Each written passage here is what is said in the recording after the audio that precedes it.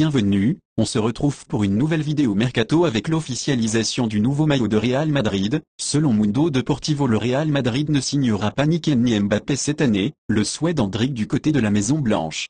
Je vous dis déjà bon visionnage, n'hésitez pas à vous abonner, cela soutient la chaîne, et surtout d'activer la cloche de notification pour rater aucune vidéo. Raccroche-toi, je vous dis tout, on commence. Le crack brésilien Endrick aimerait jouer avec Mbappé au Real Madrid. Le crack brésilien Endrick, futur attaquant du Real Madrid, a déclaré qu'il aimerait jouer avec Kylian Mbappé, dont le contrat avec le PSG expire en 2024 et qui refuse de prolonger. Je serai très heureux qu'il vienne. Un autre crack annoncé, Endrick, n'a pas manqué de donner son avis au sujet d'une éventuelle venue du champion du monde 2018 à la Maison Blanche.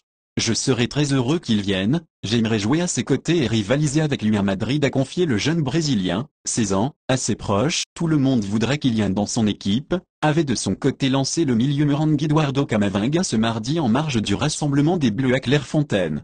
L'attaquant brésilien, qui fêtera cet été son 17e anniversaire, rejoindra le Real Madrid au terme de la saison 2023-2024, puisqu'il ne peut pas jouer en Europe avant sa majorité. Son équipe actuelle, Palmeiras, touchera autour de 70 millions d'euros, bonus compris, pour son jeune attaquant, un contrat de 3 ans au Real Madrid. En décembre dernier, il s'est engagé jusqu'en 2027, avec une option de 3 ans supplémentaires. Après un coup d'arrêt en début d'année, le joueur auriverde semble à nouveau en pleine possession de ses moyens avec Palmeiras. Voici le nouveau maillot pour la saison 2023-24. La couleur blanche est associée à l'or et au bleu marine dans les détails, Adidas sur les épaules et le col. Le Real Madrid et Adidas présentent le maillot de la saison 2023-24. Cette tenue reflète l'union du club et de ses supporters tout au long des 121 ans d'histoire, d'où la phrase à la Madrid. Imprimée sur le col. La couleur blanche traditionnelle est accompagnée de bandes Adidas dorées sur les épaules, tandis que le col en V et les détails des manches sont combinés avec du bleu marine et de l'or. Le maillot est confectionné à partir de matériaux recyclés et doté de la technologie ITER-DY, qui régule la température pour garder les joueurs au frais pendant les matchs.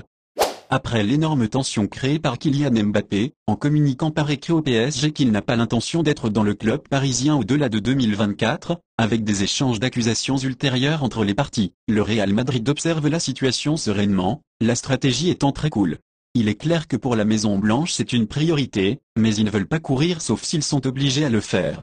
Ils comptent sur le fait, si le joueur veut réellement jouer au Real Madrid, le fruit finira par tomber de son propre poids.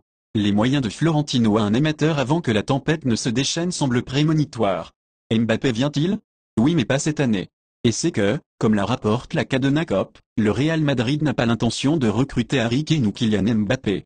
L'idée est de clôturer le chapitre des dédicaces avec l'incorporation de l'attaquant espagnol José Mato.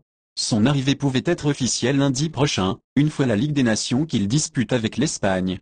Avec Joselu, Bellingham, Fran Garcia et Brahim, l'équipe a un bon effectif pour rester compétitif. Madrid ne veut pas payer 200 millions pour un joueur en fin de contrat, et qui sera libre dès l'an prochain. Eden Hazard a définitivement tourné la page Real Madrid. Arrivé en 2019 pour 115 millions d'euros avec le statut de star mondial, jamais l'ancien Diable Rouge ne sera parvenu à démontrer son immense talent. Mais l'hygiène de vie du Brennois a de nombreuses fois été remise en cause. On ne saura jamais vraiment ce qu'il s'est passé, mais la forme physique n'a que très rarement semblé être à la hauteur pour lui permettre de s'imposer dans l'un des clubs les plus exigeants du monde. Dans son podcast, Toni Kroos en a profité pour tacler Hazard et son manque de professionnalisme. L'Allemand, qui avait déjà déclaré qu'il ne fallait pas éprouver de la pitié pour y donner sa situation, en a remis une couche en réagissant à l'arrivée de Bellingham au Real. Nous avions aussi eu quelqu'un qui est venu pour énormément d'argent et a pratiquement rien fait à part se reposer. Il semblait être en vacances. Je pense que tout le monde dirait rétrospectivement que ce n'était pas un bon transfert.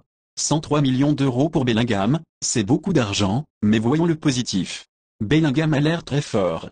Double guillemets fermant.